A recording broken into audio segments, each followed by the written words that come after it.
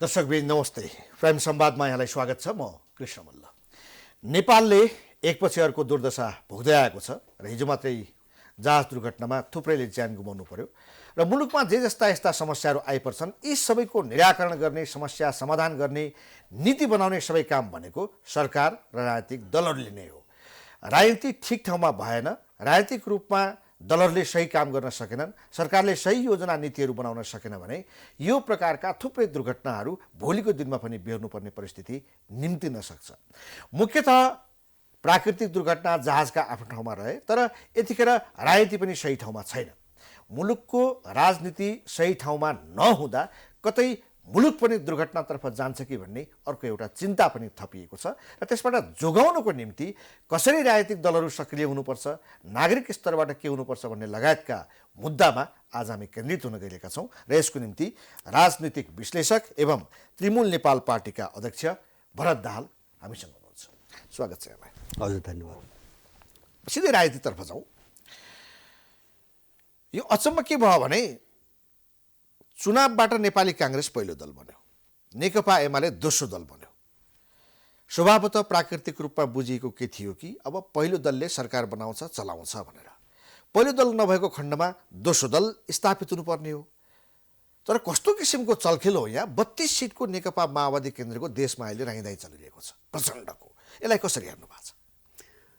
यो जस्तो यहाँको राजनीति कस्तो छ भन्छ भने, जस्तो अब यो मिसन जस्तो भन्यो, यो मिसन भन्नाले यो नेपाल विरोधी जो राजनीतिक मिसन छ नि, यो मिसन जसले चलायो, जसले अगाडि बढायो र यसको निम्ति जसले जस्ता पात्रहरू छान्यो, देशको राजनीति त्यही ढङ्गले जाने हो। जस्तो अहिले पुष्पकमलको जो राइदाइ देख्यो होइन, पहिलो ठुलो दल पनि चाहिँ अब मूल ठाउँबाट बाहिर छ, अब दोस्रो पनि बाहिर छ। यसको कारण के हो भन्छ भने, जस्तो माओवादी जनयुद्ध जो 10 वर्ष भयो, जसरी प्रयोग गरे विदेशीहरूले सबै खालका, त्यो इन्डियन मात्रै होइन, जस्तो 10 वर्ष त्यहाँ सेल्टर लिए भन्ने मात्रै मान्छेले चाहिँ सुनेको छ। जस्तो त्यो बेला पश्चिम माओवादीले ठुलो लगानी गरे, प्राविधिक रूपमा माओवादीले ठुलो लगानी गरेका छन्। जस्तो फोनदेखि लिएर हात हतियारमा ठुलो लगानी छ। त उनीहरू सबैको निम्ति प्रयोग गर्नुको निम्ति सबभन्दा सजिला पात्रहरू हुन्। जस्तो प्रचण्ड र बाबुराम सबैले प्रयोग गर्नुको निम्ति सबभन्दा सजिला पात्रहरू हुन्। त्यस कारणले त्यो छानिकन ल्याइन्छ होइन। जस्तो अरूको केही न केही अलिकति पोजिसन हुन्छ, आफ्नो पोजिसन हुन्छ। जस्तो दलालै भए पनि एउटा पोजिसनमा बसेको हुन्छ। त माओवादीको समस्या के हो भन्छ भने, उनीहरूको उत्थान र उनको ल्यान्डिङ नै एउटा मिसनमा भएको छ र टोटली विदेशी सहयोगमा भएको छ। त्यस कारणले गर्दाखेरि उनीहरू यति फँसेका छन्, यसरी प्रयोग भएका छन् पहिलेदेखि कि उनीहरूलाई जसरी पनि चाहिँ तपाईँको चलाउन सकिन्छ। जस्तो अहिले अमेरिकनहरूको निम्ति पनि उनीहरू अनुकूल छन्, युरोपियनको निम्ति पनि अनुकूल छन्, इन्डियनको निम्ति पनि अनुकूल छन्। त्यस्तो खालको पात्र छान्नुपर्ने, यो मिसनलाई अगाडि बढाउन छान्नुपर्ने चाहिँ एउटा बाध्यता, आवश्यकता भएको हुनाले चाहिँ यस्ता पात्रहरू बारम्बार चाहिँ सत्ताको तपाईँको केन्द्रमा पर्ने गरेका हुन्। मलाई लाग्छ पुष्पकमलको छनौटको कारण पनि यही हो। प्रचण्डलाई कसको ब्याकअप हो, कसले छनौट गरेको? होइन, ब्याकअप यस्तो छ। जस्तो अब ब्याकअप ठ्याक्कै जस्तो हामीले सामान्य बुझ्दाखेरि कस्तो बुझ्छौँ भन्छ भने, जस्तो विचारधारात्मक निकटताको कोणबाट जो एक जमानामा हामी सोच्थ्यौँ नि, वैचारिक निकटताको कोणबाट अथवा कुनै राजनीतिक चाहिँ मुद्दाहरूको कोणबाट अब यो देश निकट छ कि त्यो देश निकट छ, मलाई त्यस्तो लाग्दैन। अहिलेको परिस्थिति यस्तो छैन। जस्तो यिनीहरूलाई मैले भने सबैले प्रयोग गर्ने हुन्। जस्तो अहिले पछिल्लो कालमा मैले देख्छु, जस्तो यिनको सरकार बन्ने बेला तपाईँको चीन र चाहिँ इन्डियाको प्रत्यक्ष परोक्ष सानो ठुलो संलग्नता देख्छु मैले। त्यो मात्रै के को निम्ति भन्छ भने, अमेरिकनहरू जसरी जबरजस्त रूपमा आए नि, नेपालमा जसरी जबरजस्त रूपमा आए, नेपालभित्र मात्र होइन, जस्तो एमसिसी मात्र होइन कि जस्तो काङ्ग्रेस तपाईँ हेर्नु हो भने एक जमानामा लगभग 20 वर्ष अगाडि त्यो सोलो डोरो इन्डियनहरूको किता भनी चिनिन्थ्यो। तर अहिले काङ्ग्रेसभित्रको एउटा नेतृत्वदायी चाहिँ तपाईँको अङ्गमा इन्डियाको मान्छे को हो भन्ने चाहिँ समस्या छ। सबै चाहिँ पश्चिम माओवादीले किनिदिसके, मान्छे जम्मै किनिदिसके र अहिले पहिलो पुस्ता, दोस्रो पुस्ता, तेस्रो पुस्ता उनले सबै तयारी गरेर आइरहेछन् अमेरिकनहरू। अब अमेरिकन युरोपियन पनि छन् त्यसमा। त्यसले गर्दाखेरि इन्डियनहरू अहिले भयभीत छन् होइन, भयभीत छन्। र उनलाई के लाग्यो, जस्तो यो सरकार बन्नुभन्दा अगाडि पनि तपाईँ इन्डियन मिडियाहरू त्यो बेला हेर्नुभयो भने उनले मुखै खोलेर भनेका छन्। जस्तो श्याम शरण भयो, अब के अरे चाहिँ तपाईँको राकेश सुदको पनि अलिकति भनाइ आएको थियो। उनीहरूले के भनेका छन् भन्छ भने अरूको तुलनामा पुष्पकमलको सरकार नै इन्डियाको निम्ति अलिकति अनुकूल हुन्छ भन्ने कुरो उनले त्यही बेला भने, किन त्यो प्रयोग गर्न सजिलो भएर हो होइन। पुष्पकमल उनको भएर हो कि प्रयोग गर्न सजिलो भयो। अब अर्कोतिर जस्तो अहिले सरकार कसरी बन्यो त भन्छ भने अब इन्डियनहरूको पनि एउटा मौन सम्मति जस्तो भयो। र चिनियाहरूको रणनीति मैले के बुझ्छु भन्छ भने जस्तो शेरबहादुर सत्तामा आइसकेपछि जो BRI सँग जोडिएका सम्झौताहरू भएका सम्झौताहरू जो ब्लक गरे, यिनीहरूले ब्लक मात्रै गरेनन् कि उनीहरूले केसम्म भने भन्छ भने चीनसँग कुनै पनि प्रकारको ऋण चाहिँ नलिने होइन, अनुदान बाहेक ऋण चाहिँ नलिने र BRI सँग सम्बन्धित परियोजनाहरू पनि हेरिकन मात्रै अगाडि बढाउने होइन, देखि लिएर MCC मा गर्व गर्ने, MCC पारित भएकोमा गर्व गर्ने। अब युक्रेन मामिलालाई लिएर नेटोको पक्षमा जो यिनले भूमिका खेले त्यसपछि खुसी व्यक्त गर्ने, यस्ता धेरै चिजहरू उनको चाहिँ दस्तावेजमै आयो, चुनावी घोषणापत्र पनि आए। तत्काल त्यसलाई ब्लक कसरी गर्ने, किन MCC पारित भइसकेको छ र SPP को बवन्डर हामीले चाहिँ सुन्यौँ। अमेरिकाले अरू सबै पूर्वाधार उसले बनाइसक्यो नेपाल पस्ने, त उसको सेना सिधै मार्च कसरी गर्ने त्यो वातावरण ऊ त्यति छ अब बाँकी रहेको, त्यसको निम्ति SPP आएको थियो। त्यसलाई जसरी पनि रोक्ने उसमा चाहिँ तपाईँको चिनियाहरू इन्डियनहरूको रणनीति मैले देख्छु। त्यो कारणले यिनीहरूलाई उपयोग गरेका हुन्, अहिले दुवैतर्फबाट उपयोग गरेका हुन्। सरकार बन्यो तर पनि चाहिँ तपाईँको मैले चाहिँ त्यो पनि निश्चित देख्दैन, अथवा जुन ढङ्गले सरकार बनाइयो नि मैले त्यो पनि निश्चित देख्दैन। अमेरिकनहरू अहिले मात्रै फसे कहाँ भन्छ भने उनको चाहिँ एउटा समस्या मैले कहाँ देखेँ भन्छ भने सम्भवतः काङ्ग्रेसकै नेतृत्वमा सरकार बन्थ्यो तर उनीहरू के भन्छ भने जस्तो अन्तर्राष्ट्रिय भू राजनीति हेर्दाखेरि अमेरिकनहरूलाई छिटोभन्दा छिटो चाहिँ तपाईँको यो अन्तर्राष्ट्रिय लडाइँमा आफ्नो हात माथि पार्नुपर्ने छ। उनी दिनै चाहिँ सबै घटनाहरूमा चाहिँ पछारिँदै गएका छन्। जस्तो क्रिमिया घटनादेखि यता आएर युक्रेनको कुरो भयो, अफगानिस्तानको कुरो भयो, भेनेजुलाको कुरो भयो, चौतर्फी पराजित भइरहेछन्। त्यसकारणले उनले आफ्नो वर्चस्व र छवि जोगाउनुको निम्ति काहीँ न काहीँ अब केही भूमिका खेलेर अलिकति आफ्नो शक्ति देखाउनु पर्ने छ।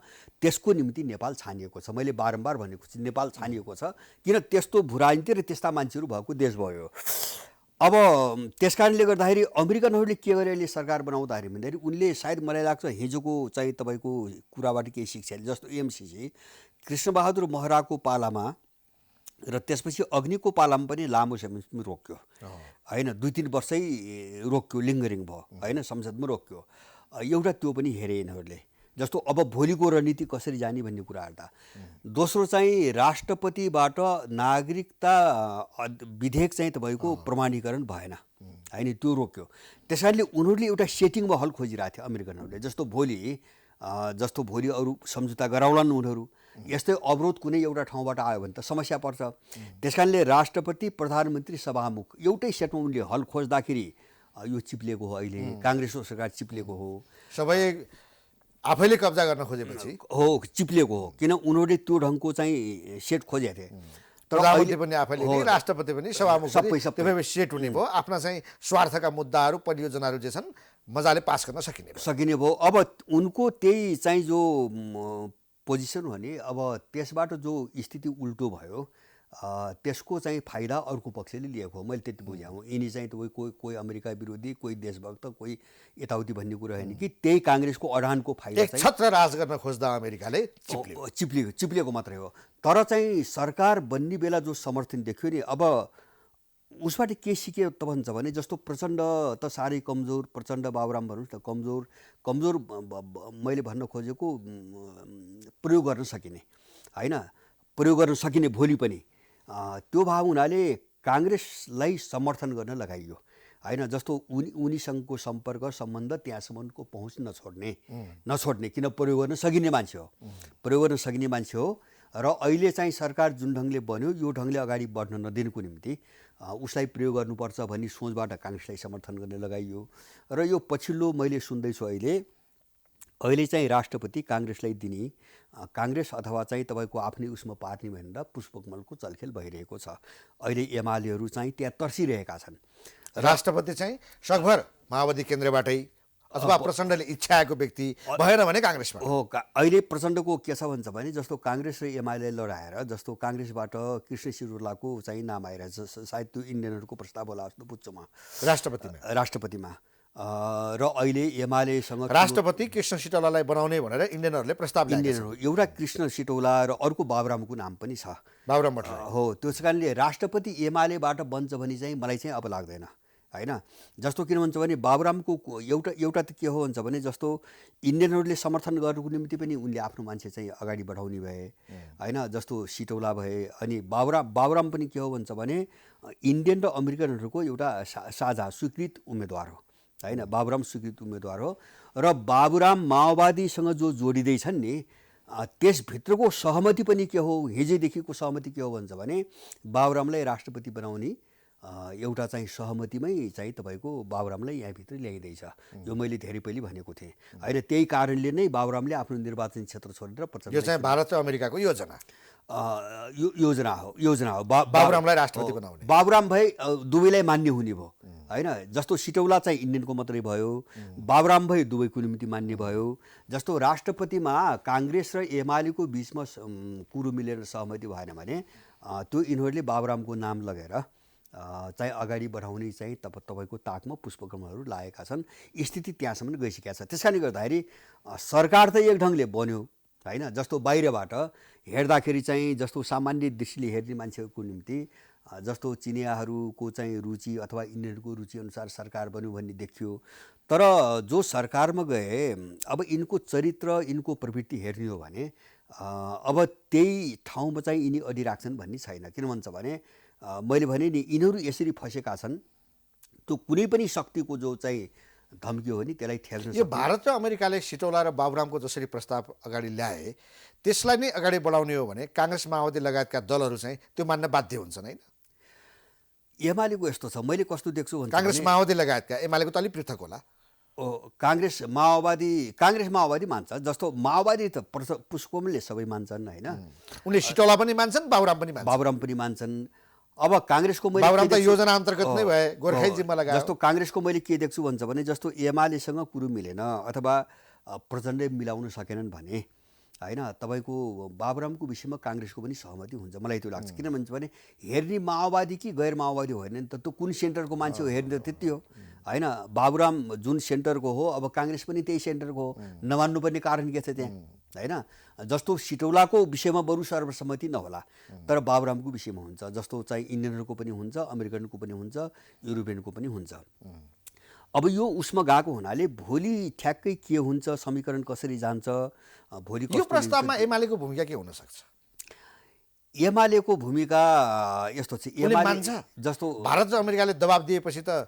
त्यसलाई मान्नुपर्ने बाध्यता उसको पनि आउन सक्छ एमालेसँग अर्को विकल्प छैन जस्तो एउटा त दबाबका अगाडि पनि अब ऊ झुक्नुपर्ने हुन्छ किन भन्छ भने ऊ कुनै विशुद्ध एकदम शुद्ध देशभक्त शक्ति त होइन होइन अब त्यो दबाबको अगाडि झुक्नै पर्ने पनि होला जस्तो हिजो पनि गरे नि त एमसी त पारित त गरे नि सबैले होइन माओवादी एमाले माधव नेपाल जेसुकै कुरा गरून् एमसी त पारित त गरे अब यिनको नीति त्यही हो तर यहाँ अर्को पाटो के हो भन्छ भने एमाले नमानिकन गर्ने के होइन विरोध गरेर पनि समर्थन गर्नुपर्ने अवस्था छ जस्तो नत्र भने जस्तो राष्ट्रपति अहिले काङ्ग्रेसले लग्यो एकछिन मानौँ काङ्ग्रेसले लग्यो भनेपछि अब एमालेसँग बाँकी त को रहन्छ भन्छ भने राप्रपा मात्रै रहन्छ होइन अरू त टङ्गिने सत्ताबाटै हात धुने स्थिति निर्माण हुन्छ उसको सबै सरकारै ढल्छ सरकार ढल्छ अब बाँकी जम्मैले पुष्पकमललाई समर्थन गरिदिन्छन् जस्तो अब काङ्ग्रेस समर्थन गरिराखेकी प्रचण्ड प्रधानमन्त्री भइरहन्छन् एमाले बाहिरिन्छ बस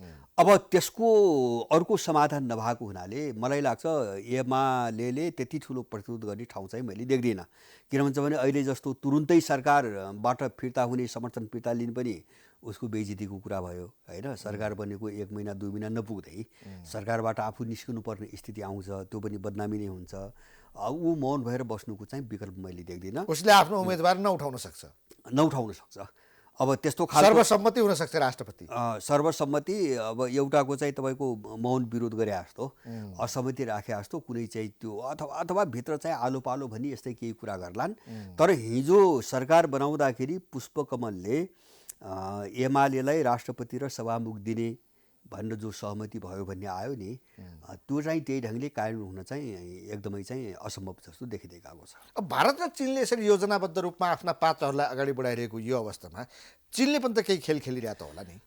अब खेल त मैले कस्तो बुझ्छु भन्छ भने जस्तो हामीले हेऱ्यौँ नि त, जस्तो युक्रेनको तस्बिर हेऱ्यौँ, जस्तो यो पछिल्लो कालमा कोसोभो अब त्यस्तै भइरहेछ। अहिले चाहिँ निकै ठुलो चाहिँ तपाईँको चर्चा लेबनानको पनि आइरहेछ।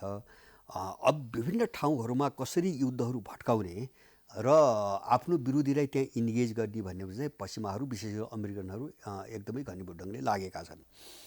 अब चीनको हकमा मैले के भन्छ भने यद्यपि चिनियाहरूको विदेश नीति विशेष गरी समग्र विश्वभरि उनको मैले के देख्छु भन्छ भने एउटा राजनीतिक हिसाबले सोच्ने भन्दा पनि मान्छेलाई प्रयोग गर्ने र अलिकति आर्थिक चाहिँ तपाईँको सम्बन्ध बढाएर आफ्नो एउटा प्रभाव चाहिँ तपाईँको देखाउने खालको एउटा रणनीति चिनियाहरूको देखिन्छ अहिलेसम्म। त्यो कालान्तरमा उनको निम्ति त्यो ठुलो धोका हुन्छ। अलिकति उत्साहित देखियो चीन प्रचण्डको सरकार बनेपछि। अलिकति उत्साहित प्रचण्डले शपथ लिएपछि चीन उत्साहित देखियो। उसले रेलको सम्भाव्यता अध्ययन गर्न टोली पठायो, तुरुन्तै स्वागत पनि गर्यो, नाकार पनि खोल्यो। उसले बिआरएका प्रोजेक्टहरू अगाडि बढाउनको निम्ति त्यसमा कदम चलाएको छ, सरकारलाई झकझगाएको छ। अझै एउटा जिएसआई भन्ने छ, ग्लोबल सिक्युरिटी इनिसिएटिभ, त्यसमा सहभागी हुनुको निम्ति नेपाल सरकारलाई उसले झकझगाइरहेको छ। योभन्दा अगाडि देउबा सरकारको पालामा चीन यति सक्रिय भएको खासै देखिएको थिएन, ऊ मौन थियो। तर प्रचण्ड प्रधानमन्त्री हुने बित्तिकै चीनले जुन प्रकारले आफ्नो सक्रियता, जुन उत्साह उसमा देखिन्छ, यसले गर्दा त चीन पनि मौन छ, चुप लागेर बसेको छ भन्ने मौन त छँदै छैन। जस्तो सरकार, मैले भने सरकार बन्ने प्रक्रियामै पनि उनको संलग्नता छ। जस्तो अहिले काङ्ग्रेसको सरकारलाई कसरी रोक्ने भन्ने मात्रै एक सूत्रीय उद्देश्य देखिन्छ। किन काङ्ग्रेस आएको भए एसपिपी वा त्यस्तै कुनै सम्झौता गर्थ्यो, अमेरिकन सेना आउँथ्यो, यसमा शङ्कै छैन। र अब अनि चाहिँ तपाईँले भन्नु सरकार बन्ने बित्तिकै चीनले जतै आफ्ना कामहरू धमाधम अगाडि बढायो नि, जस्तो रेलको रुट सर्भे गर्नेदेखि लिएर नाका खोल्ने विभिन्न कामहरू अरू हुँदैछन्। जस्तो जिएसआईमा चाहिँ नेपालको संलग्नताको विषयमा लिएर पनि पहल भयो। अब यहाँ के हो भन्छ भने जस्तो अमेरिकनहरूको पनि दाउ के हो भन्छ भने जस्तो एमसिसीलाई तुरुन्तै कार्यान्वयनमा लगेर होइन, त्यहाँ त सम्झौतामा प्रावधान के छ भन्छ भने अमेरिकी इन्ट्रेस्टमा, अमेरिकन स्वार्थमा आँच आउने गरी कुनै पनि कामहरू अगाडि बढाउन पाइने छैन भन्नेसम्मका कुरा छन्। यसको मतलब के हो भन्छ भने अमेरिकनहरूले यहाँ आफ्नो सेना उतार्ने वातावरण बन्ने बित्तिकै सबै देशका कार्यक्रमहरू यहाँ ब्लक गर्ने तयारीमा छन् होइन। उनको इन्ट्रेस्टमा आँच आउँछ भनेर सम्झौता अनुसार उनले व्याख्या गर्छ नि। उनको स्वार्थ, उनको रोजगारी र उनको स्वार्थ, उनको उत्पादन, सारा चिज छ त्यहाँ लेखेको। उनको उत्पादन भने के हो, उनको रोजगारी भने के हो, उनको इन्ट्रेस्ट भने के हो, त्यो त उनीहरू व्याख्या गर्छन्। भोलि त्यसमा आँचाउने सबै चिज ब्लक गर्ने अधिकार चाहिँ एमसिसी सम्झौतामा छ। अमेरिकनले तुरुन्त हामीले पास गरिसकेका छौँ, त्यो गर्न पास गरिसकेका छ। यता चाहिँ तपाईँको अब चिनियाहरूको मैले के देख्छु भन्छ भने अमेरिकनहरू जुन डिजाइनमा आउनु खोजिरहेछन् नि, त्यो ढङ्गले अगाडि बढ्न नपाउने गरी एउटा पूर्वाधारहरू अथवा चाहिँ विभिन्न आफ्ना चाहिँ कार्यक्रमहरू, योजनाहरूको एउटा जालो चाहिँ स्थापित गर्ने ताकि उनीहरू सोचेको ढङ्गले चलखेल गर्ने वातावरण भोलि नहोस्। अब त्यही भएर यो चिनियाहरूको चाहिँ तपाईँको काम पनि तीव्र रूपमा अगाडि बढिरहेछ अहिले। उनीहरूले हिजोको देउबा सरकार भन्दा आजको प्रचण्ड सरकारलाई बढी विश्वास गरेका छन्। होइन, नै त्यो स्वाभाविक छ। त्यो त न त यो सरकार बन्ने थिएन। विश्वास भन्नाले पनि जस्तो यिनी पात्रहरूलाई राखेर अब आफूसँग भएका सम्झौताहरू कमसेकम कार्यान्वयन अगाडि बढाउने भन्ने हिसाबले आएका छन्। र मलाई लाग्छ अब त्यो तीव्र रूपमा अगाडि जान्छ। र तपाईँले एउटा भने चिनियाहरूले के हेरेर बसेका छन् भन्नुभयो नि, एउटा चाहिँ सायद मैले पहिले पनि उठाएको थिएँ, धेरै मान्छेको ध्यान गएको छैन। चीनले गएको सन् 2022 को जुन महिनामा एउटा कानुन पारित गरेको छ। चीनले जुन महिनामा र त्यसको ठिक एक महिनापछि रुसले पनि त्यही कानुन बनायो। त्यो कानुन के छ भन्छ भने उनीहरूको राष्ट्रिय हितका विरुद्धमा कुनै तेस्रो मुलुकमा कुनै गतिविधि भयो भने आफ्नो राष्ट्रिय हितको सुरक्षाको निम्ति त्यहाँ सैन्य अपरेसन गर्न सक्ने भनेर कानुन बनाइसकेका छन्। अब यसले मात्र के भन्छ भने भोलि नेपालभित्र मानौँ एमसिसीको आवरणमा नेपालभित्र चीन विरुद्धमा चाहिँ कुनै गतिविधि अगाडि बढ्यो खुला, जस्तो फ्री तिब्बत मुभमेन्ट यहाँबाट हुने भनेको होइन। अब त्यस्तो भयो भने चिनिया सेना आउने बाटो खुलिसकेको छ। खोलि नै सकेको छ। उनीहरूले चाहिँ एमसीसीलाई सिधै यो चीन विरुद्ध हो भनेर किटान गरिसकेका छन्। किटान गरेका छन्। एमसीसीलाई चीन विरुद्ध हो भनेर इन्डियामा आएरै बोले नि उनीहरू, इन्डियामा आएर पनि बोले। नेपालकै सम्भाव्यतालाई बुझेर नै उनीहरूले त्यो कानुन पारित गरेको हुनुपर्छ। पारित हो, स्पेसली त्यो हो मैले भन्न खोजेको त्यो होला। यस्ता चाहिँ अरू पनि केही देशमा भोलि आइपर्लान्, तर त्यो सम्भावना अन्त छैन। अहिले तत्काल रूपमा त्यो सम्भावना देखिएको नेपालमै हो र त्यसलाई हेरिकन त्यो कानुन बनेको छ। त्यस कारणले चिनियाहरू मौन छन् भन्ने कुरा होइन, सकेसम्म त्यो स्थिति नआओस् भन्ने होला उनीहरूको होइन। तर अब अमेरिकन सेना नै नेपालभित्र आइसक्यो भने अर्को बाटो उनीहरूसँग रहँदैन। अमेरिकन सेना पनि नेपालमा आउने एमसीसी पास भइसकेको छ, एसपीकी कुनै न कुनै रूपमा नेपालमा पारित भएर त्यो लागू होला।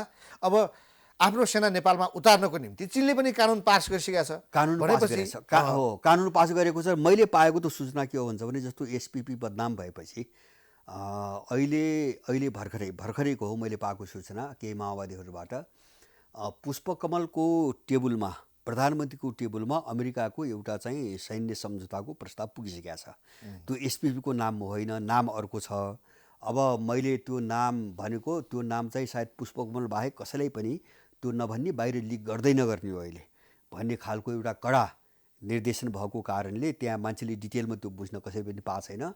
तर उच्च स्तरका माओवादी केन्द्रकै केही व्यक्तिहरूले भनेअनुसार मसँग अमेरिकाले सैन्य सम्झौताको एउटा ड्राफ्ट पठाइसकेको छ र अब त्यो जसरी पनि गराउनुपर्छ भन्नेमा अमेरिकनहरू छन्। स्थिति एकदमै विस्फोटक छ। एसपीपी भनेपछि बदनाम भयो, मान्छेले धेरै विरोध गरे, बदनाम पनि भयो। त्यो त हामी गर्दैनौँ, बाहिर नाम मात्रै फरक, नाम फरक छ होला। त्यस्ता एग्रिमेन्ट उनका धेरै छन्, जस्तो एसपीपी भयो, सोफा भयो होइन, यस्ता सुरक्षा सम्झौताहरू उनका धेरै छन्, धेरै नाममा गर्छन् उनीहरू।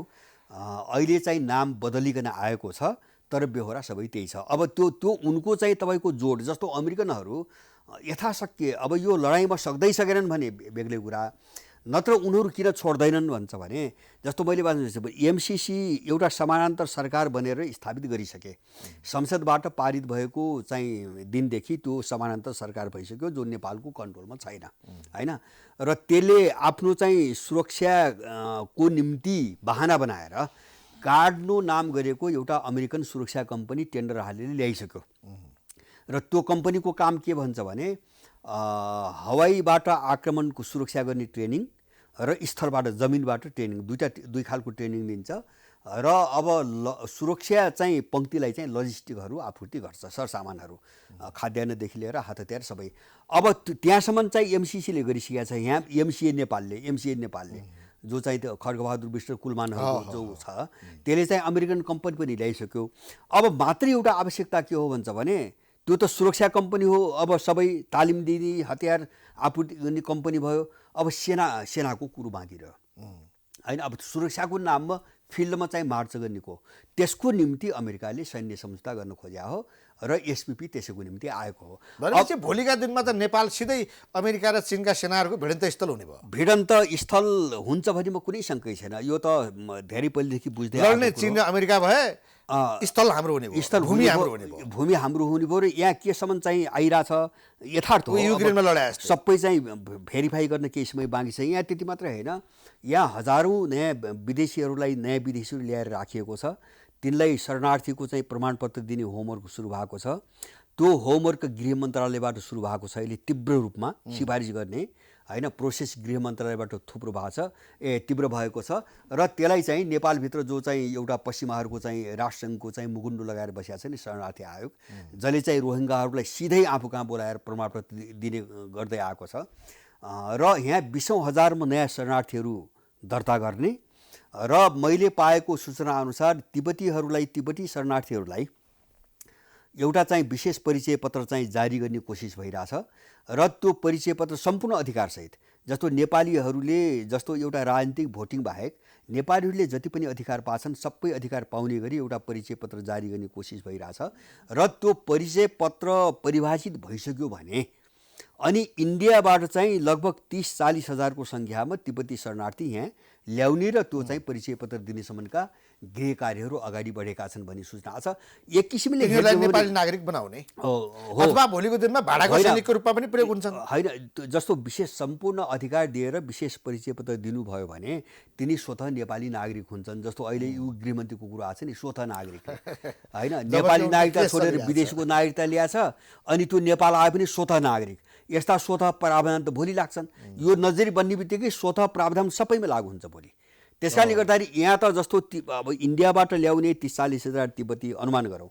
अब नयाँ बाहिर मैले सुनेको चाहिँ धेरै 1.5 दर्जन देशबाट यहाँ मान्छे जम्मा गरिएको छ, 20-25 हजार, तिनलाई शरणार्थीको दर्जा दिने। अब यहाँ नै पहिले 20,000 तिब्बतीहरू छन्। अब नक्कली नागरिकता ल्याए इन्डियाबाट आएका मान्छे हेर्नु भने तपाईँको 1 लाख सङ्ख्या पुग्छ। 1 लाख सङ्ख्या, 1 लाख चाहिँ इन्डियन छोडेको पनि यो सबैलाई फौजकै रूपमा, जस्तो युक्रेनमा हालत छ नि त आज सारा मर्सिनरीको चाहिँ युद्धस्थल बन्यो युक्रेन आज होइन, भाडाका चाहिँ सेनाहरूको युद्धस्थल बन्यो। नेपाल त्यो दिशातिर गइरहेको छ र यसमा होसियार हुन सकिएन। र अब यो चाहिँ सत्तामा बस्ने जो दलाल तत्त्व छ यसको खेललाई, यसको आपराधिक स्वार्थलाई चाहिँ बुझ्न सकेन भने देश चाहिँ भोलि चाहिँ केही समयभित्रै एउटा भाडाका सैनिकहरूको एउटा युद्ध मोर्चाको रूपमा परिणत हुन कति पनि बेर छैन। अब भारत र चीन यसरी आम्ने सामने सिधै भइसकेको यो अवस्थामा चीन र अमेरिका चाहिँ भारतको चाहिँ के छ? भारत चाहिँ खालि हेरेर बसिरहेको हो कि उसको चीन निकट छ कि अमेरिका निकट छ? होइन, यस्तो छ, उसको दोहोरो छ। जस्तो इन्डियनको कस्तो छ भन्छ भने अब जस्तो चीन विरोधी मामिलामा यिनीहरू सधैँभरि पश्चिमाहरूसँग छन्। किन चीनलाई जसरी पनि कमजोर बनाउनु छ। अब चीनले गर्दाखेरि म सुपर पावर हुन पाएन अथवा यो एसियामा चाहिँ मेरो राज भएन भन्ने इन्डियनहरूको छ। त्यस कारणले इन्डियनको नेसनलिजम कस्तो हुन्छ भने anti Chinese anti Pakistani nationalism हो होइन। यो दुईटा शक्तिलाई जसरी पनि सिद्ध्याउने भन्ने छ। तर अर्कोतिर चाहिँ भारत विरोधी राष्ट्रवाद भने जस्तै भारतमा पाकिस्तान र चीनको जसले विरोध गर्यो त्यो सबैभन्दा ठुलो राष्ट्रवाद, त्यो सबैभन्दा ठुलो राष्ट्रवाद हो इन्डियाको राजनीति नै त्यही हो। जस्तो चीनको विरोध गर्नु नै इन्डियनको राजनीति हो। अब तर अर्को पाटो के छ भन्छ भने जस्तो अमेरिकाले उसलाई चाहिँ तपाईँको सुरक्षित राख्दैन, त्यो त उसले पनि बुझेको छ। त्यस कारणले उसले चाहिँ नेपालभित्र अथवा चाहिँ आफूसँग सिमाना जोडिएका देशहरूमा त्यो अमेरिकाको एकल वर्चस्व हुने खतरा बढ्यो भने होइन, उसले चाहिँ तपाईँको त्यसलाई रोक्नुको निम्ति चीनसँग सहकार्य गर्छ होइन। उसको आफ्नो इन्ट्रेस्ट भयो होइन, आफ्नो चाहिँ तपाईँको इन्ट्रेस्टमा ऊ अमेरिकालाई रोक्न चाहिँ तपाईँको चीनसँग पनि सहकार्य गर्छ। र यो सहकार्यलाई थप बल अहिले केले दिइरहेको छ भने युक्रेन सङ्कटपछि जो रसिया र चाहिँ तपाईँको इन्डियनहरूको जो अलिकति निकटता बढ्यो नि, यसले चाहिँ अलिकति भूमिका बढी खेलेको छ अहिले। र मलाई लाग्छ यो सरकार बन्ने बेला पनि चीन र इन्डियाको एउटा समझदारी एउटा तहको त हुने नै भयो। जस्तो अमेरिकन खतरालाई रोक्नुको निम्ति दुवैतिर आउने खतरा, त्यो बाहेक पनि रुसको पनि धेरै भूमिका छ। भारत चाहिँ एमसिसी र बिआरआई दुइटै नेपालमा लागू नहोस् भन्ने चाहन्छ क्या हो? नहोस् हो, दुइटै मैले भने हो। कुनै पनि देशको चाहिँ तपाईँको प्रभाव चीनसँग मिलेर एमसिसी रोक्ने, अमेरिकासँग मिलेर बिआरआई रोक्ने हो। अब अमेरिकाको बलमा चाहिँ बिआरआई कमजोर बनाउने अनि चाहिँ चीनसँग सहकार्य गरे जस्तो दिएर चाहिँ अमेरिकनहरूलाई कमजोर बनाउने। नेपालमा दुईटै प्रोजेक्टहरू लागू नहुन् भन्ने र आफ्नो चाहिँ तपाईँको प्रभुत्व भइराख्नुपर्छ भन्ने इन्डियनहरूको रोल यो छ। र अहिले यो सरकार बन्ने प्रक्रियासम्म आउँदाखेरि पनि जस्तो पहिले पनि गरे नि त, जस्तो अन्मिन हटाउँदाखेरि चीनसँग मिलेरै हटाए उनीहरू होइन। किन अन्मिन त सायद मलाई लाग्छ राष्ट्रसङ्घको नामबाट गएका निकायहरू, यस्ता देशमा आएका निकायहरू यति सजिलै र यति छोटो समयमा फर्केको पहिलो इतिहास हो रे अन्मिन त यहाँबाट उड्दै नउठ्ने मिसनमा आइरहेको थियो होइन। र अहिले पनि पश्चिमाले भनिरहेछन्, यो इन्डियनहरूले पनि भने नेपालको शान्ति प्रक्रिया चाहिँ पुरा भागै छैन भन्ने बोलिरहेछन्। अस्ति अशोक मेहता बोल्यो, तपाईँको के अरे चाहिँ इन्डियाको जर्नल बोल्यो भनेपछि शान्ति प्रक्रिया टुङ्गिएको छैन भन्ने चाहिँ 50 वर्षसम्म बसिराख्ने त्यो मिसनमा आएको हो अन्मिन त। तर चाहिँ अब त्यही अन्मिनले चाहिँ तपाईँको त्यही इन्डियाका विरुद्धमा पनि एउटा साम्प्रदायिकता फैलाउन जो कोसिस गर्यो र जो सङ्केत पाए त्यसबाट डराएर उनीहरू अन्मिनलाई चाहिँ निकाल्न चीनसँग सहमति भएर निकालेको घटना हो। यस्ता चिजमा चाहिँ चिनियाहरूसँग यिनी सहकारी गर्छन्। तर आधारभूत रूपमा तपाईँको इन्डियनहरू चाहिँ पश्चिमाहरूसँगै छन्, मलाई त्यस्तो लाग्छ। अब कतिखेर के हुन्छ भन्ने चिज हाम्रा राजनीतिक दल र नेताहरूको हातमा रहेन।